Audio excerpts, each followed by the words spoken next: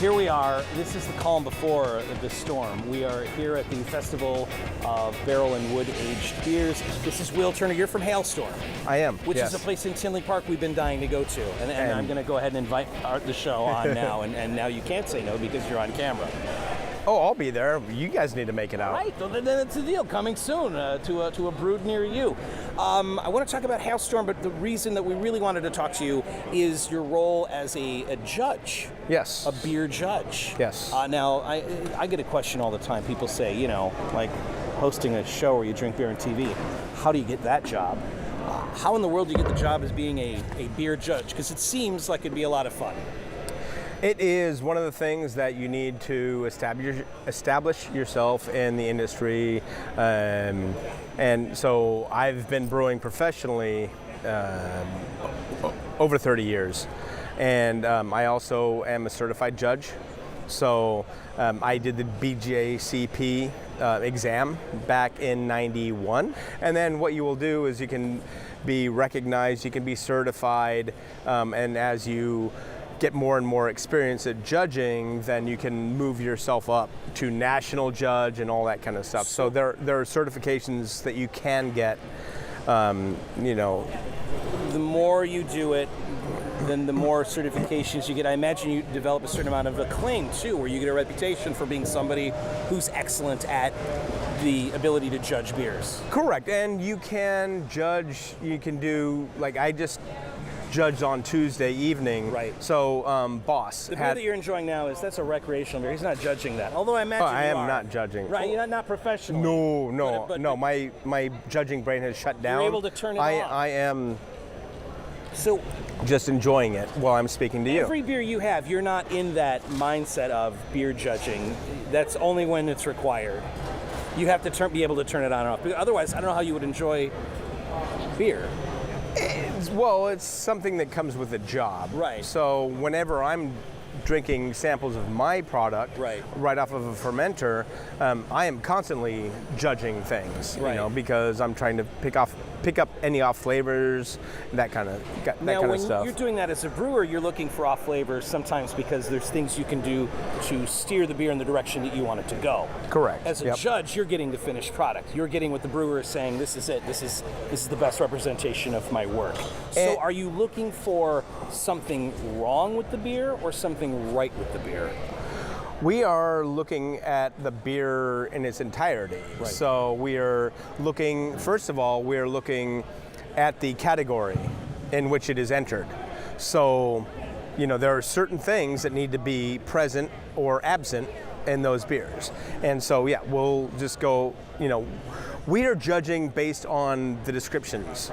Brewers enter their beers based on the descriptions, and so we need to judge based on those descriptions. So if we're looking at a certain amount of malt or hops or whatever, we can't say, oh yeah, I like this one better, it tastes better to me. No, we are judging based on that stuff. It's not your job to say this is a better beer. It's your job to say, based on what this beer is supposed to be, what we've all agreed this beer is supposed to be. This one hits the style category, you know, the style description best.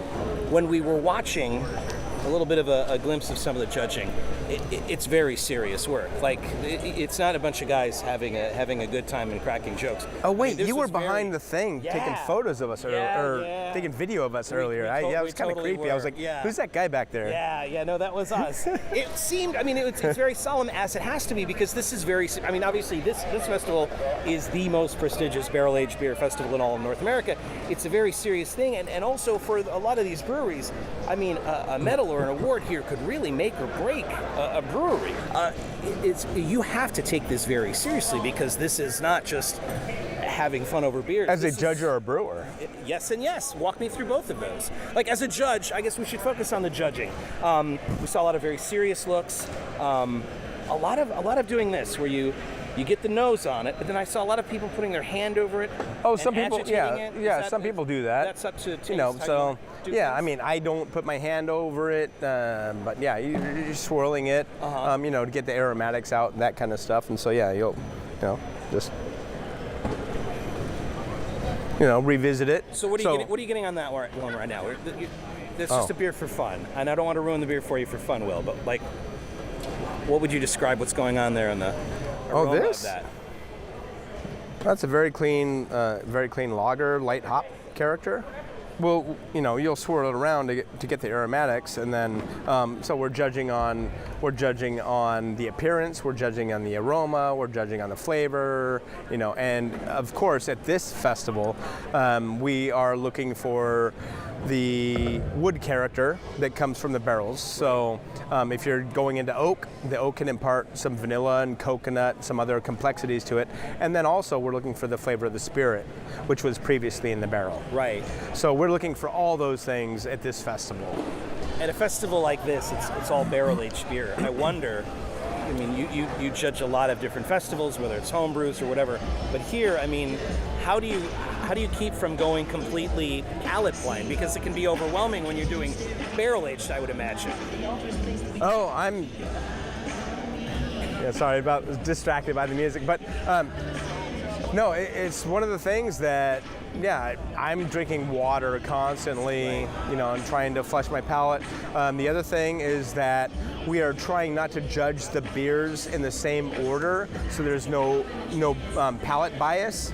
So if we're all drinking everything in the same order, one beer that you drink may affect the flavor of the next beer. So we always try to mix the beers up and drink them in a separate order. So the beer you drink first, the judge across the table might be getting 6th or 7th.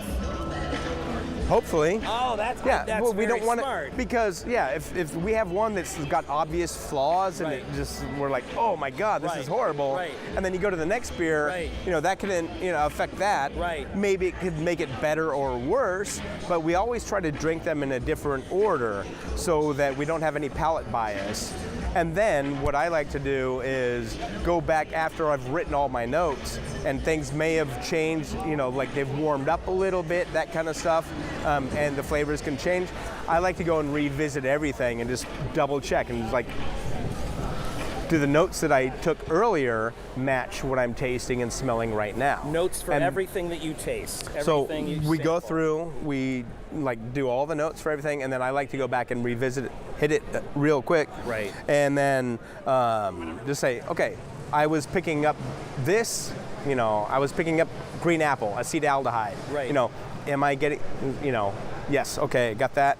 And then so I'll make another note. I'll go through everything again and make sure that everything matches up. That's all that stuff that I'm doing prior to discussion with the rest of the table. Can't thank you enough for the time and giving us an insight into what it is that you do when you're judging back there. And we're thrilled to be here. Thanks for your time, man. Cheers. Thank you so much. Cheers. Peter Crowley, Petercrowley. Have you seen my white horse? Okay, here we go. Are there voices in your head? No, it's the Ozzy tune. Everybody. I know, you know Mr. Crowley. Are there voices in your head? Oh, right, of course. You're finishing the song.